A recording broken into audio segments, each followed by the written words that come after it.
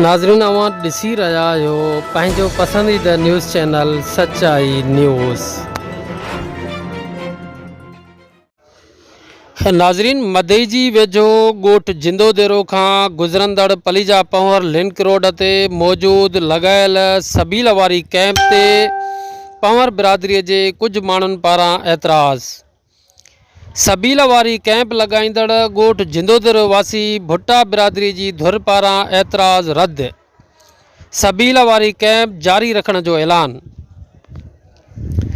होॾां मामले जी हसासियत के मद्देनज़र रखंदे JUI अॻवान मौलाना मुफ्ती सैयद रुशदुल्ला शाह अमरोटी जो पुलिस इंतज़ामिया सां राब्तो ऐं ॿिन्ही धुरनि सां पिणु राब्तो करे पुरअमन रहण जो हिदायतूं जारी। अॼु शाम DSP मदई जी वटि ॻाल्हियुनि ज़रिए मसइलो हल करण जो ऐलान। नाज़रीन JUI अॻवान सैयद मुफ्ती रुशदुल्ला शाह अमरोटी वधीक मीडिया सां ॻाल्हाईंदे चयो, बिस्मिल्लाहिर्रहमानिर्रहीम। मां निहायत मशकूर आहियां दोस्तनि जो, मीडिया जो, ख़ासि तौर ते कमांडो साहब जो, जिन इन अहम ऐं हसास इशू ते मूंखां मौक़िफ़ वरितो आहे। कल्ह मूंखे मालूमात थी त का नई जेका आहे डेवलपमेंट थी आहे, जंहिंजे हवाले सां तव्हांखे आगाही ॾियूं था। मां उन महिल SHO साहब सां राब्तो कयो। SHO साहब जो त मां ॾिसां थो जेके बि पुराणियूं सबीलूं आहिनि, जेके एपेक्स कमेटी में फ़ैसिला थियल आहिनि सभिनी जमातुनि जे तरफ़ खां, उन्हनि ते अमल दरामद मुकमल तरह सां कंदासीं। बाक़ी नई शइ जेका आहे उहा काई बि न खुलणु ॾींदासीं। पोइ SHO साहब हर वक़्तु कार्रवाई बि कई हुई, जंहिंखां बाद में ॿी धुर जेका आहे शिया मकतब फ़िक्र, उन्हनि बि पंहिंजो राब्तो कयो मूंसां।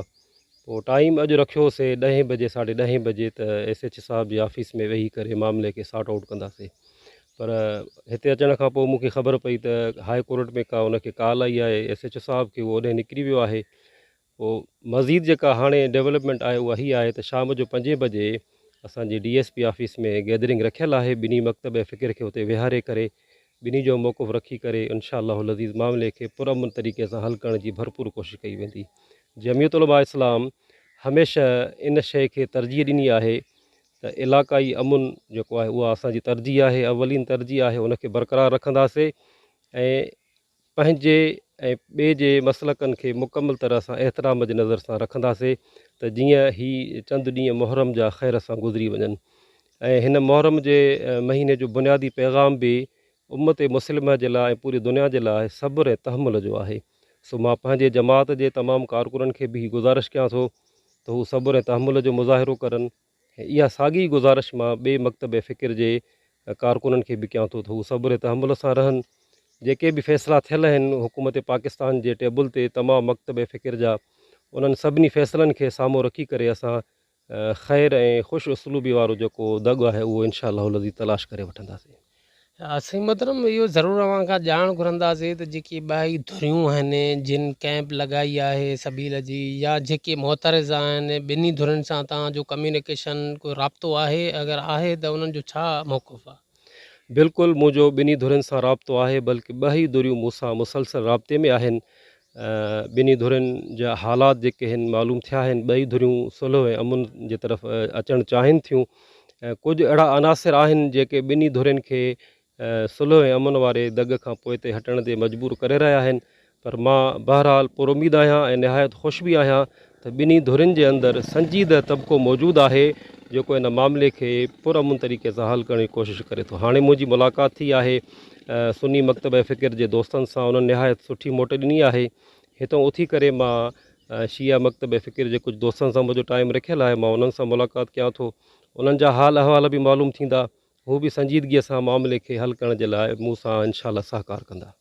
अच्छा त सर इन्हनि ॿिन्ही धुरनि जी टेबल टॉक माना जेका आहे उहा का तय थी आहे त किथे थी आहे ऐं कंहिंजे सरपंची में?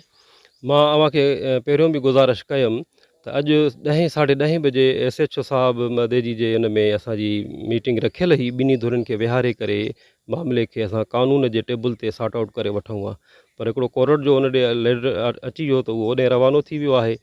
DSP साहब अब्दुल वाहिद बुरड़ो साहब जेको आहे उन सां शाम 5 बजे वक़्तु रखियलु आहे।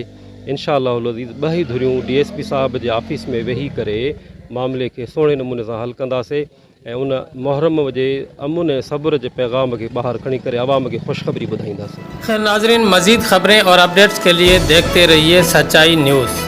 आप हमारी खबरें किसी भी वक्त यूट्यूब, ट्विटर और फेसबुक पेज पर सच्चाई न्यूज़ स्पेल है SACHAI स्पेस NEWS लिखने के बाद सर्च करके देख सकते हैं।